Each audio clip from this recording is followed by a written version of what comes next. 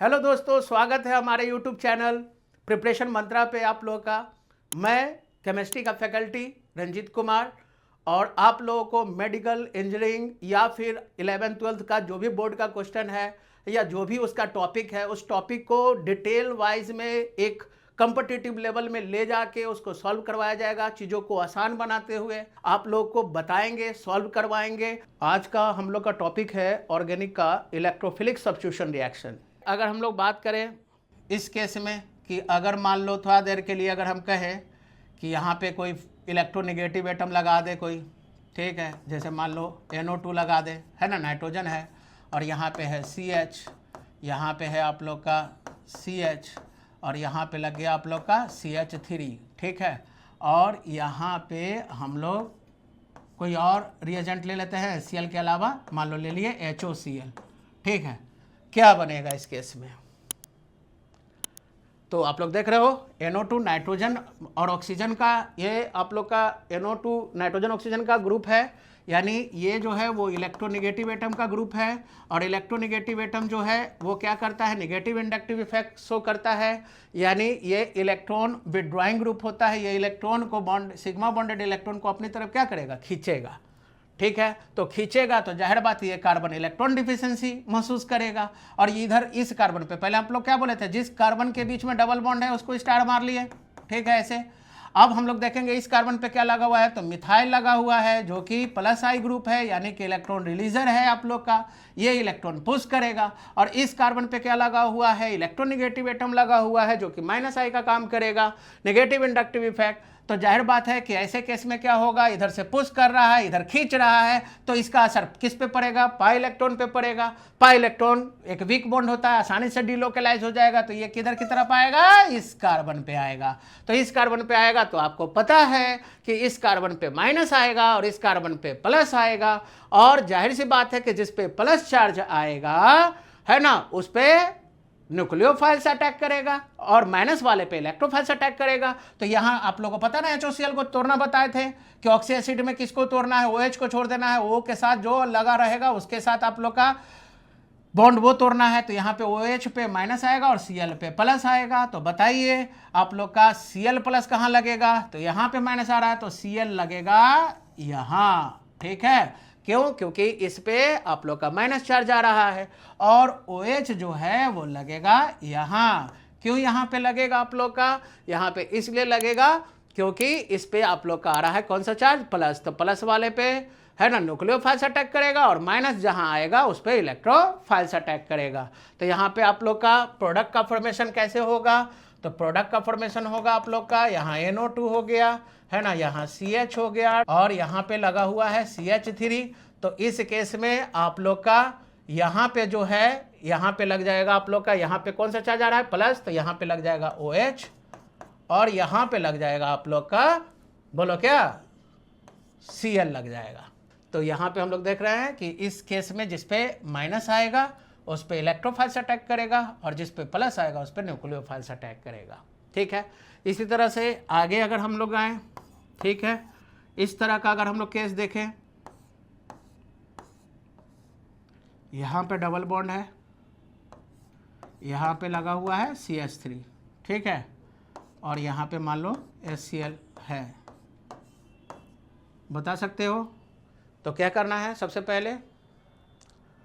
पहले क्या करना है बताओ, पहले देख लेना है इस कार्बन और इस कार्बन पे डबल बॉन्ड है आप लोग का और यहाँ पे डबल बॉन्ड है। तो ऐसे केस में क्या होगा, अब इस कार्बन पे क्या लगा हुआ है, मिथाइल लगा हुआ है, ये क्या करेगा, प्लस आई ग्रुप की तरह ये इलेक्ट्रॉन को पुश करेगा, ठीक है। इस पे कुछ नहीं लगा हुआ है तो ये इलेक्ट्रॉन की शिफ्ट होकर किधर की तरफ आएगा, नीचे की तरफ, यानी इस कार्बन पे आएगा कौन सा चार्ज, माइनस, और इस पे आएगा प्लस, ठीक है।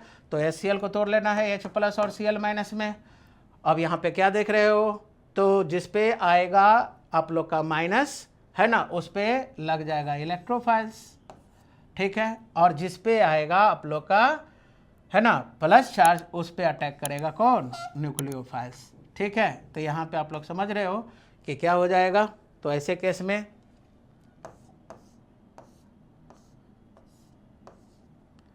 यहाँ पे CH3 है, इस CH3 के साथ, है ना। इस कार्बन जिस पे CH3 लगा हुआ है उस पे लग जाएगा आप लोग का Cl, और इस वाले कार्बन पे आप लोग का लग जाएगा, बोलो क्या, H, है ना। तो इस तरह से हम लोग बात करेंगे, है ना, कि किस तरह से होता है आप लोग का इलेक्ट्रोफिलिक एडिशन रिएक्शन। तो इस तरह से हम लोग इलेक्ट्रोफिलिक एडिशन रिएक्शन पे हम लोग बात करेंगे, और आगे हम लोग जो है वो और कुछ क्वेश्चंस हम लोग देखेंगे, ठीक है।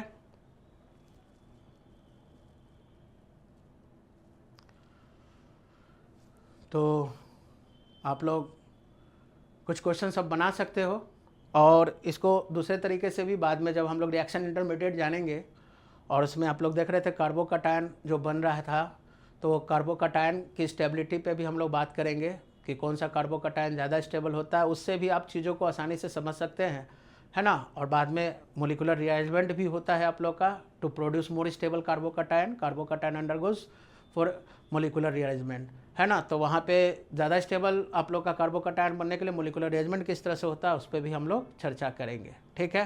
तो कुछ क्वेश्चंस आप लोग की अगर हम लोग बात करें, ठीक है, तो आप लोग बता सकते हैं कि इस केस में अगर यहाँ है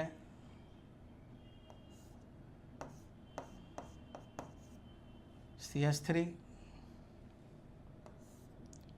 और यहाँ है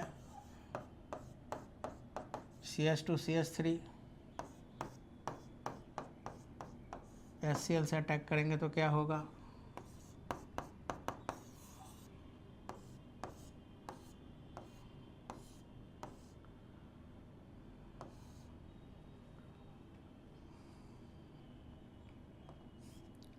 यहाँ पे लगा देते हैं NO2, यहाँ लगा देते हैं CH3, बताइए HCl कहाँ अटैक करेगा,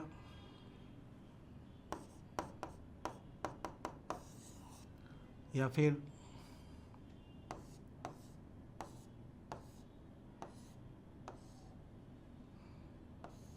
यहाँ पे है डबल बॉन्ड,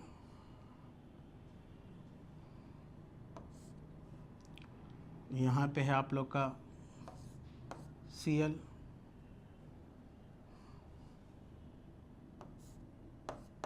यहाँ है NO2,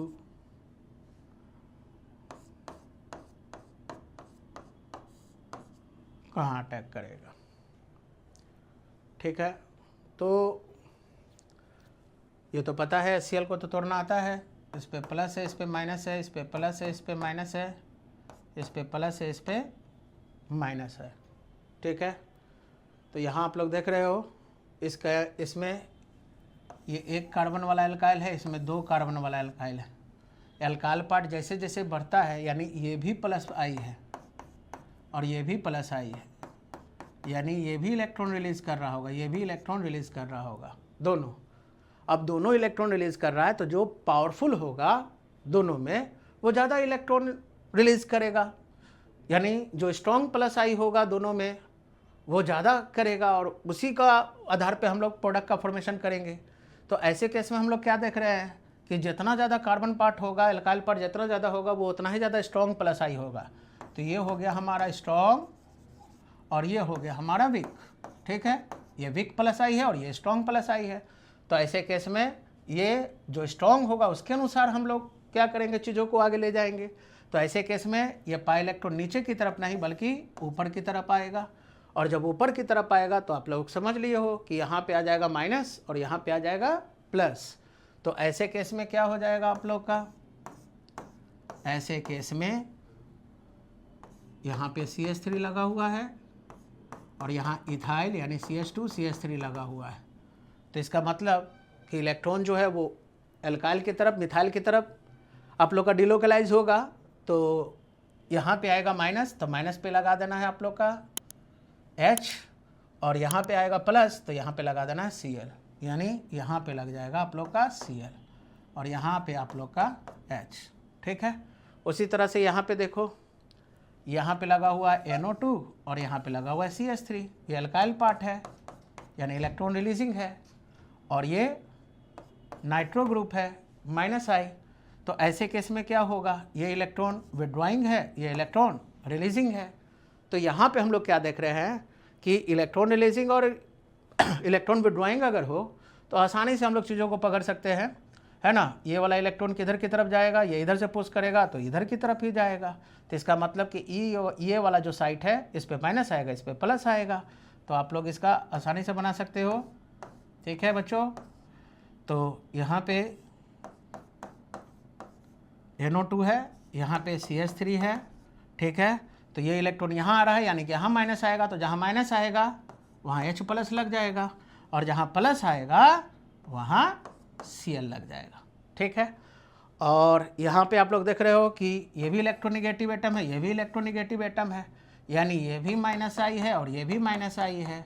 तो दोनों -I में कौन ज़्यादा आप लोग का इलेक्ट्रोनिगेटिव होगा, जो ज़्यादा इलेक्ट्रोनिगेटिव होगा वो स्ट्रॉन्ग -I हो जाएगा। तो ऐसे केस में आप लोग को पता है कि यहाँ पे नाइट्रोजन और ऑक्सीजन ज़्यादा इलेक्ट्रोनिगेटिव है क्लोरीन के रिस्पेक्ट में। तो ऐसे केस में ये नीचे वाला जो होगा वो स्ट्रॉन्ग होगा, है ना, और ये जो ऊपर वाला है ये वीक -I हो गया। तो ऐसे केस में आप लोग को पता है कि जो हमेशा किसका चलता है, जो ताकतवर होता है, स्ट्रॉन्ग होता है, हमेशा उसी की बात सुनी जाती है ना। डोनर में भी देखेंगे कि कौन स्ट्रॉन्ग है ना, और एक्सेप्टर में भी देखेंगे कि कौन है स्ट्रॉन्ग है। तो जो स्ट्रॉन्ग है वो अपने अनुसार चीज़ों को आगे लेके जाता है। तो यहाँ पे हम लोग देख रहे हैं कि NO2 स्ट्रॉन्ग है, कहेगा हम तुमसे ज़्यादा ताकतवर है, हम खींचेंगे, ठीक है ना, तुम कमज़ोर आदमी, तुम दूर रहो। तो ऐसे केस में क्या करेगा NO2, है ना, ये कहेगा कि हम खींचेंगे, हम तुमसे ज़्यादा स्ट्रॉन्ग है, ठीक है ना। तो ऐसे केस में ये इलेक्ट्रॉन जो है वो नीचे की तरफ चला जाएगा, नीचे की तरफ चला जाएगा। तो यहाँ आ जाएगा माइनस और यहाँ पे आ जाएगा आप लोग का प्लस। तो ऐसे केस में आप लोग देख सकते हो क्या बन जाएगा।